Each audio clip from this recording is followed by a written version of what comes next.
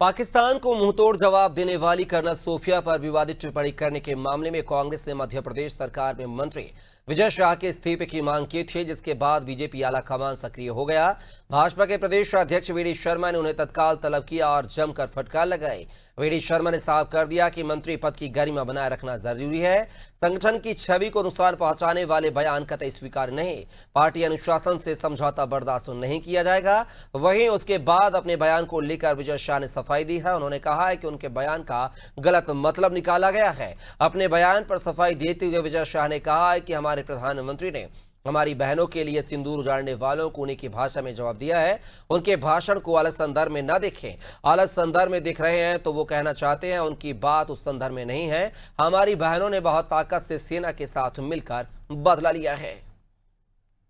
और हर खोपड़े में हलमा होना चाहिए। हलमा मतलब दूसरों के लिए जीना, समाज के लिए जीना।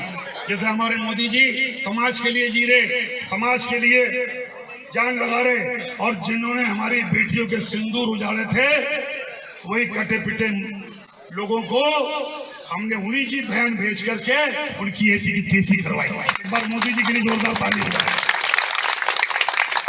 उन्होंने कपड़े उतार उतार के हमारे हिंदुओं को मारा, और मोदी जी ने उनकी बहन को उनकी ऐसी की तैसी करने हमारे जहाज से उनके घर आए।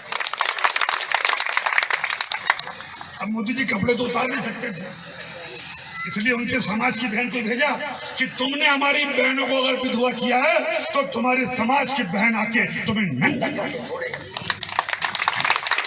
देश का सम्मान, मान सम्मान और हमारी बहनों का सुहाग का बदला तुम्हारी जाति की समाज की बहनों को पाकिस्तान भेजकर अगर कोई ले सकता है, और उन्होंने कहा था घर में घुस के मालूम घर में घुस।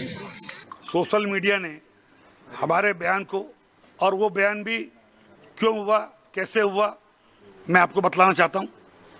एक तो मिलिट्री की जो घटना, मिलिट्री वालों के भेष में आकर के, और उन्होंने जिस तरीके से हमारे भाई बहनों को उनकी पिता के सामने, उनके माँ के सामने, बेटों के सामने कपड़े उतार उतार के और धर्म पूछ पूछ के, और उनकी जिस तरीके से निर्मलता की हत्या की गई, उस दिन से मन विचलित है, दुखी है।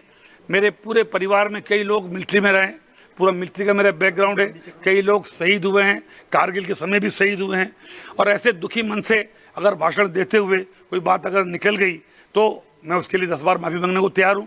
सोफिया बहन जिसने राष्ट्र धर्म निभाते हुए जाति धर्म से ऊपर जाके हिंदुस्तान का नाम रोशन किया, वो बहन हमारी सगी बहन से ज़्यादा सम्मानित है। मैं उसको सैल्यूट करता हूँ, मिलिट्री को और सोफिया बहन को। हम कभी सपने में नहीं सोच सकते कि उसके दिल में इतना सा भी कोई बात आए।